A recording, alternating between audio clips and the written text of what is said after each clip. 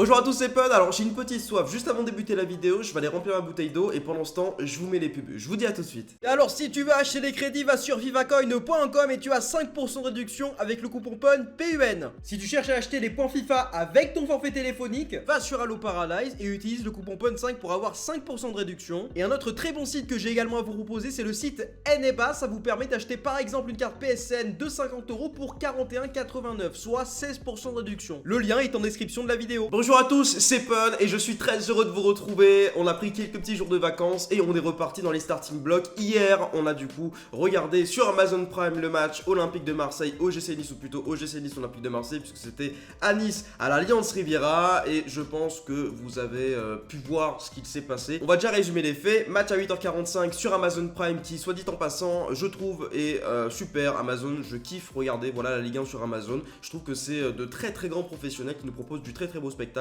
La Ligue 1 cette année est super attractive, donc ça tombe bien. On a du coup l'Olympique de Marseille qui va se rendre à l'Alliance Riviera. On voit un match de foot, voilà, on voit un super match de foot, même si à la fin de la première période c'est sur un 0-0, c'est parce qu'on a un Mandanda et puis c'est parce qu'on a un Benitez qui font un super match. Et fin de la première période, on retourne en seconde et on a un but de l'OGC Nice, le but de Kasper Dolberg, le Danois, voilà, qui marque à la 47e minute de jeu si je ne me trompe pas, un petit contrôle de la poitrine qui finit au fond des filets. Pendant tout le match, on ne peut cesser de voir des images lorsque Payet va tirer un corner, de bouteilles lancées, de bouteilles d'eau lancées. Voilà, pendant tout le match, ça a été ça, du premier corner jusqu'au dernier bien sûr. Et puis c'est ce dernier corner là qui aura été la goutte de trop, puisque Payet a osé, j'ai l'impression, parce que pour le président niçois il faut oser, voilà, c'est quelque chose qui, je pense qu'il comprend pas ce que c'est que de réagir humainement. Voilà, Payet a lancé une bouteille d'eau parce qu'il était énervé. Au bout d'un moment, on peut comprendre aussi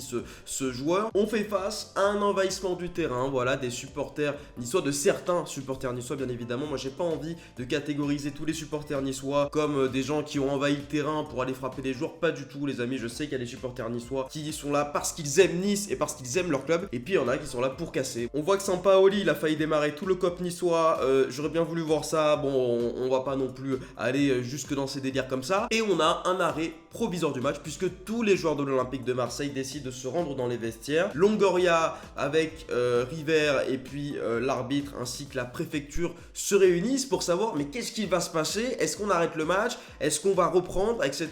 On a d'un côté, on a River qui veut reprendre le match avec la préfecture qui dit qu'il n'y a absolument aucun risque, et puis de l'autre on a Longoria avec aussi le corps arbitral qui pense qu'il faudrait mieux arrêter le match parce qu'on est quand même dans des conditions où certains joueurs de l'Olympique de Marseille ont été blessés. Et c'est donc là, je vais vous dire, c'est donc là que moi ça m'a énervé en fait. C'est un petit peu mon petit déclencheur qui m'a dit il faut que j'en fasse une vidéo parce que je trouve ça honteux, je trouve ça inadmissible. Puisque River fait une conférence de presse, il réagit à chaud, c'est-à-dire même pas après une heure de l'arrêt du match, il décide d'aller en conférence de presse et d'expliquer la situation auprès des journalistes. Moi, ce que je tenais à vous dire, c'est que tout le monde a décidé et était certain qu'il n'y avait pas de problème d'ordre public pour reprendre le match. Je cite le président niçois, il n'y avait pas de problème d'ordre public pour reprendre le match et River ne comprend pas la décision marseillaise de ne pas reprendre. Je ne vais pas extrapoler les paroles qu'ont pu dire ce président-là, on va en parler plus tard. De l'autre, on a Pablo Longoria qui ne fait pas une conférence de presse, mais préfère parler en vidéo, voilà, sur le compte Twitter de l'Olympique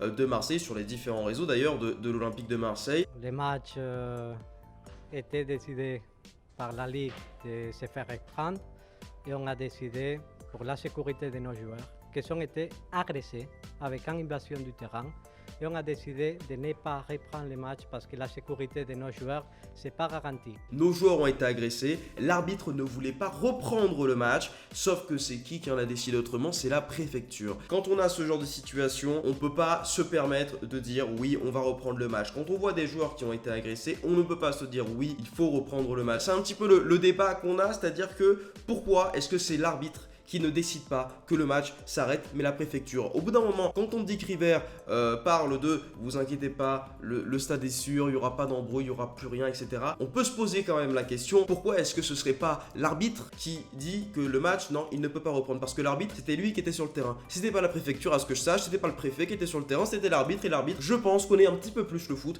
que le préfet. Alors on va pas parler de l'arbitrage qui, je trouve, n'a pas été super pendant le match. On va pas faire un délire sur ça, mais pour le coup, le fait de vouloir arrêter le match, c'est quand même quelque chose qui a été important, en tout cas à mon opinion, sur l'arbitrage qui a été fait. Ça n'empêche que la LFP n'a pas eu le bon comportement et n'a absolument rien dit. On sait pas ce qui va se passer. Pour l'instant, les amis, l'Olympique de Marseille perd 3 points, perd face à Nice sur tapis vert, avec bien évidemment un match qui aurait pu bousculer, mais on n'est pas là pour parler de points. Et je pense surtout aux déclarations de River, lorsqu'il dit que oui, on aurait pu reprendre le match, etc., parce qu'il restait encore 15 minutes. Au bout d'un moment, lorsqu'on a des joueurs comme Payet, comme Guendouzi, comme Luan Pérez, qui ont été victimes, qui ont des traces, hein. Je pense à Payet dans le dos, je pense à Guendouzi et également, surtout Luan Pérez, qui a une trace rouge. Les amis, la photo, elle est quand même assez explicite. Vous voyez bien qu'il y a eu quelque chose. Quand on voit ce genre de comportement, ce genre d'agissement, il ne faut pas reprendre le match. Et Longoria, my president, a eu l'aspect professionnel de se dire non, on peut pas continuer. Et j'imagine un gamin de 10 ans qui va voir pour la première fois son équipe Nice ou l'OM, je sais pas,